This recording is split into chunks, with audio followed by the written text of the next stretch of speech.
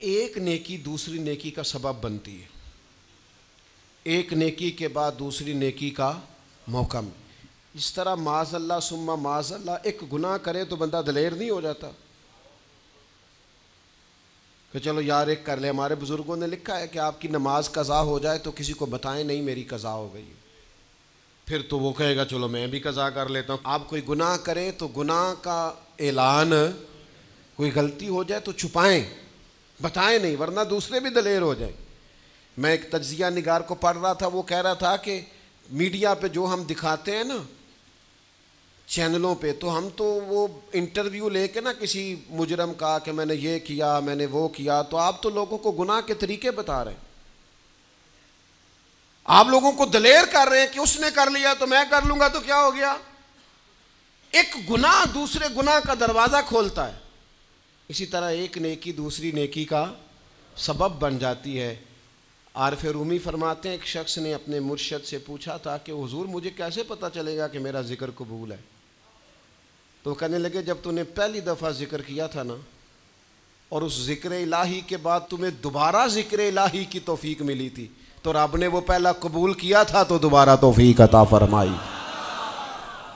اس کے حضور وہ قبول ہو گیا، دوبارہ تمہیں توفیق عطا کر دی. ایک نیکی دوسری نیکی کا سبب. اگر آپ نیک ہونا چاہتے ہیں تو نیکیاں کرنی شروع کر دیں. بعض دوستوں سے کہتے ہیں داڑھی شریف رکھ لیں تو کہتے ہیں ابھی میں نیک نہیں ہوں، تو میں نے کہا داڑھی رکھ کے تو بندہ نیک ہوتا ہے، اب رکھیں گے تو نیک ہو جائیں گے. شروع تو کریں، آپ کو اس کا لحاظ ہوگا کہ یار اب میں نے داڑھی بھی رکھی ہوئی. ایک نیکی دوسری نیکی کا رستہ کھولتی ہے، ایک نیکی دوسری نیکی کے لیے راہ کو کشادہ کرتی. اگر نیک ہونا چاہتے ہیں تو یہ روحانی قانون یاد رکھیں کہ ایک نیکی دوسری نیکی کا سبب بنے گی.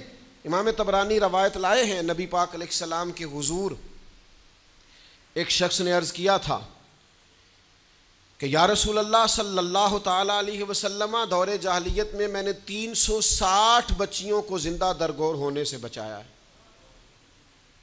ان کے ماں باپ اور ان کا باپ جو تھا وہ معاذ اللہ ان کو زندہ دفن کرنا چاہتا تھا، میں نے اونٹ دے کر بچیوں کو بچایا اور پھر میں نے ان کی پرورش بھی کی. تو یا رسول اللہ صلی اللہ علیہ وسلم میں نے 360 بچیوں کی جان بچائی ہے، مجھے اس کا اجر ملے گا؟ یہ بڑی باریک بات اس شخص نے پوچھی ہے. اصول یہ ہے کہ حالت کفر میں جو انسان نیکی کرتا ہے اس کا اسے اجر نہیں ملتا. اجر کے لیے ایمان ضروری ہے، ایمان پر اجر مرتب ہوتا ہے. جس کا ایمان نہیں اس کو اجر نصیب شرط ہے کہ بندہ مومن ہو تو اس کے نیک اعمال قبول. اب یہ سوال کیا کر رہے ہیں، ذرا باریک بات ہے سمجھے. یا رسول اللہ صلی اللہ تعالی علیہ وسلم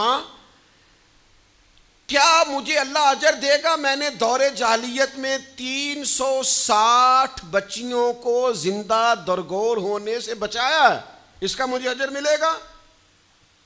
قربان جائیں، حضور فرماتے ہیں انا افصح العرب، میں عربوں میں سب سے زیادہ فصیح و بلیغ ہوں. اس نے کہا حضور اجر ملے گا؟ تو حضور فرمانے لگے تمہیں تو اجر مل گیا ہے.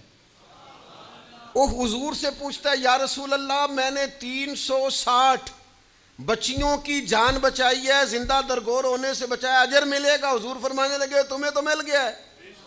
او بھائی مل گیا نا، حضور کے سامنے بیٹھا ہوا ہے، اس سے زیادہ بھی کوئی اجر ملنا ہے؟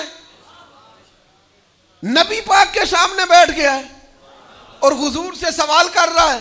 تو حضور فرمانے لگے تمہیں تو اجر مل گیا ہے. یا رسول اللہ کیسے؟ فرمایا اللہ نے تمہیں اسلام کی توفیق نہیں دے دی، تمہیں تو اجر مل گیا ہے. صحابہ وہ صحابہ تھے جن کی ہر صبح صبح عید ہوتی تھی، خدا کا قرب حاصل تھا، نبی کی دید ہوتی تھی، تو اجر تو مل گیا ہے تمہیں، اللہ نے اسلام کی توفیق عطا کر دی ہے. وہ جو تم نے دور جاہلیت میں نیکیاں کی اس کا اجر یہ ملا کہ اللہ تعالیٰ نے تمہارا سینہ اسلام کے لیے کھول دیا، تمہیں اسلام کی توفیق مل گئی ہے، تم مسلمان ہو گئے ہو تو اس نیکی کا تمہیں اجر ملا ہے.